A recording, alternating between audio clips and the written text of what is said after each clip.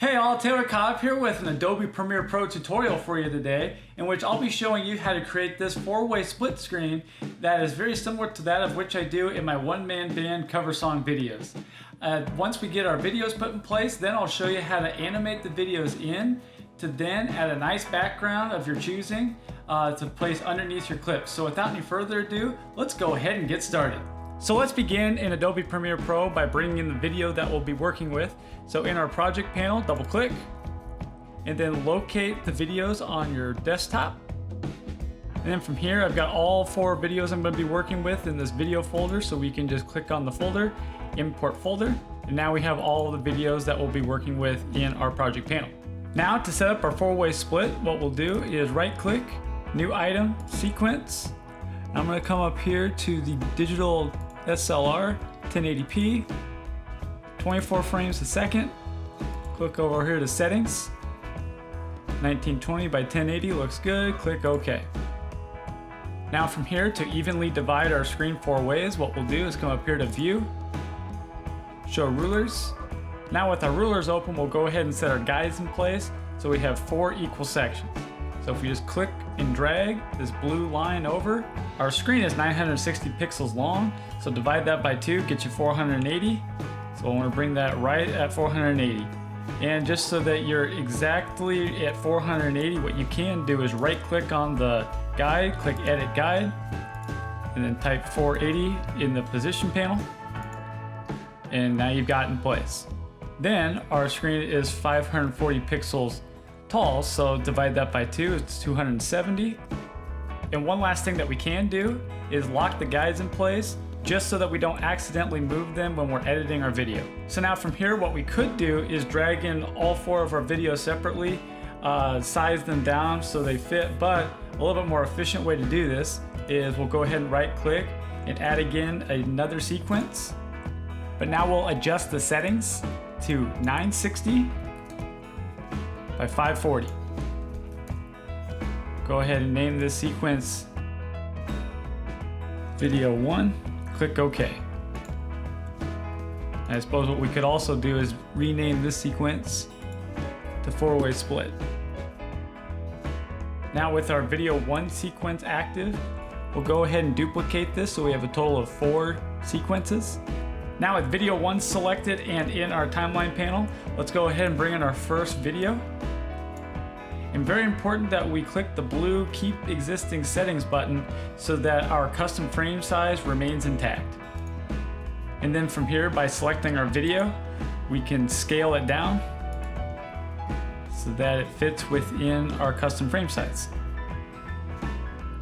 And then from here, simply just repeat the process by double clicking on the next video sequence, bringing in the next video, and scaling it down. Now we'll go ahead and take this as an opportunity to ask for your input. What other kinds of post-production videos would you like to see me create videos on? Please let me know in the comments below, and I'd be more than happy to fulfill your requests.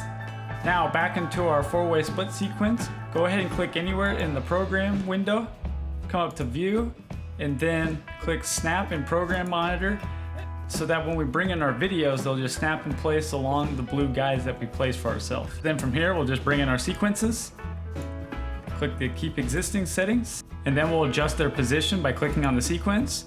Click Position over here in Effect Controls, and then click and drag so it snaps in place. And we'll do that for the other 3.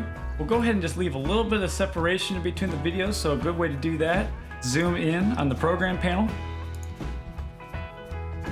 go to View, and then uncheck the box for locked guides so that we can adjust our guides here. So we want to have 20 pixels in between each video. So with that said, since we're at 270 at the center, we need to go to 260 above, bring in yet another guide, and we'll go down to 280. Then at the center, since we're at 480, we need to go 470 on the left side, and then 490 on the right side.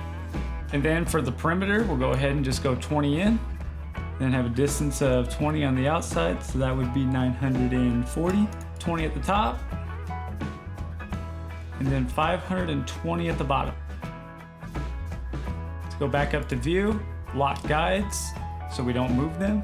And then let's go over to effect, search for crop, apply that to one of your videos. And then once you click on crop here in the effect controls, you'll see that your video is outlined in blue with these handles that you can bring and snap into place.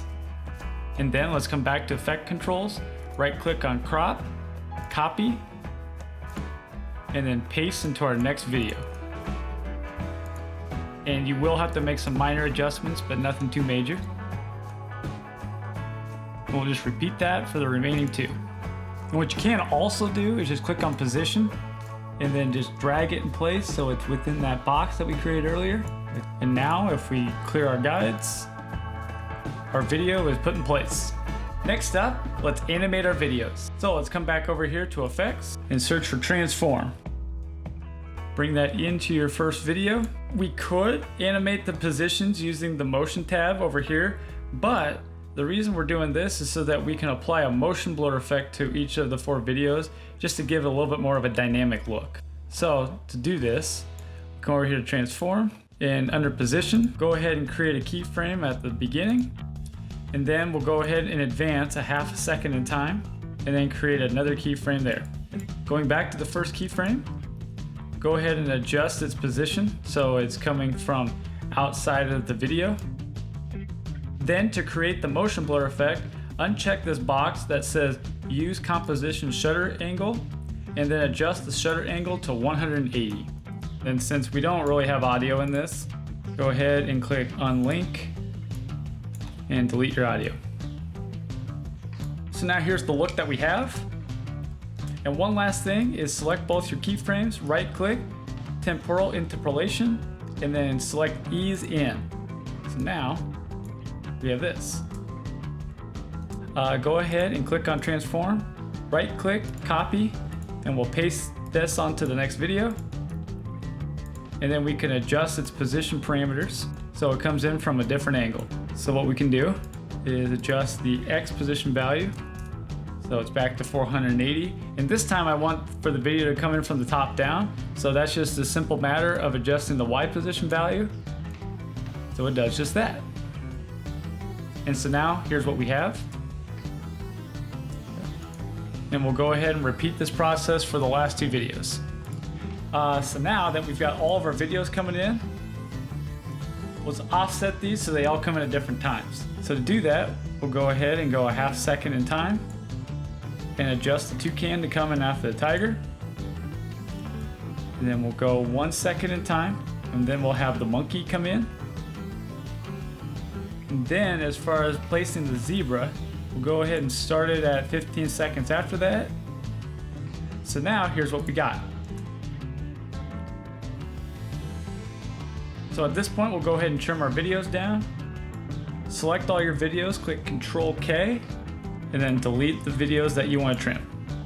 Select all your videos, right click, and we'll go to Nest, and we'll go ahead and give it a name of video. And now we're going to apply our background, so all we need to do is bring our video up to the second layer, double click in our project panel, and import our background that we'll be using. Place the background below the video layer and then drag its duration so that it meets with the video that we're working with. Let's say that we want the background to have some motion too. All we need to do is adjust its position at both the beginning and the end. So that's just a simple matter of adjusting the X and Y values. And then click end on your keyboard to go to the very last frame. So maybe something like that. Then here's our finished product.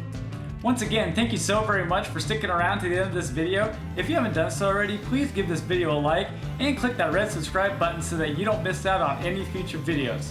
And from here on out, have a good one.